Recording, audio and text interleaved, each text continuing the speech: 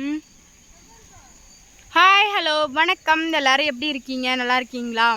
இது என்ன வீடியோ அப்படின்னு பார்த்தீங்கன்னா, கொய்யா மரம் தாங்க ஃப்ரெண்ட்ஸ். ரொம்ப இந்த கொய்யா மரம் வச்சு ஒரு 7-8 வருஷம் இருக்கும். இது மரம் ஒரு 10 வருஷம் ஆனால் காய் அதிகமாக வராது அப்படின்னு சொல்லுவாங்க. அதுக்கு பார்த்திங்கன்னா என்ன செய்யலாம் அப்படின்னா, நிறைய உரம் போட்டு பார்த்தாச்சு, நிறைய எருவுலாம் போட்டாச்சு, என்னென்னமோ பண்ணி பார்த்துட்டேன். ஆனால் காயே காய்க்கல அப்படின்னு சொல்லி இந்த பழையங்காலத்து மரத்தை காய்க்க வைக்கிறது எப்படி அப்படிங்கிறது நான் சொல்கிறேன். இது என்ன அப்படின்னா, இந்த வேஸ்டேஜ் ஆணி இருக்குது பார்த்திங்களா, அந்த ஆணி இந்த மாதிரி இடத்துல மரத்தில் அடிச்சு விடுங்க. இந்த மாதிரி ஆணி அடிச்சு விட்டிங்கன்னா கண்டிப்பாக காய்க்காத மரம் கூட காய்க்கும் அப்படிங்கிறது கண்டிப்பாக உண்மை. நீங்கள் இந்த மாதிரி விவசாயம் பண்ணுறவங்க இந்த மாதிரி அனுபவம்லாம் உங்களுக்கு தெரியும் அப்படின்னு சொல்லி இருந்துச்சுன்னா எனக்கு கமெண்ட் பண்ணுங்கள். எனக்கு தெரியாததை உங்களுக்கு சொல்லுங்கள்.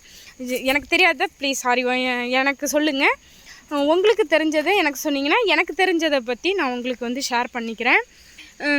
இது வேணால் எங்கள் ஊரில் இது மாதிரி தான் காய்க்காத மரம் காய்க்க வைக்கிறது எப்படிங்கிறத இந்த மாதிரி தான் ஃப்ரெண்ட்ஸ். பழங்காலத்து மரம் காய்க்கவே இல்லை அப்படின்னு சொல்லி நீங்கள் யாரும் கவலைப்பட்டுட்ருக்க வேணாம்.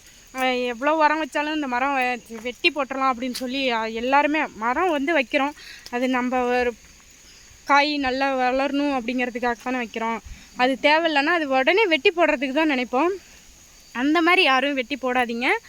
அந்த மரத்துக்கு இந்த மாதிரி ஆணி வேஸ்ட்டு ஆணி அடிச்சு விட்டிங்கன்னா மரம் காய்க்கும். அது ஒவ்வொருத்தவங்க மரத்தில் செருப்பை கட்டி தொங்க விடுவாங்க.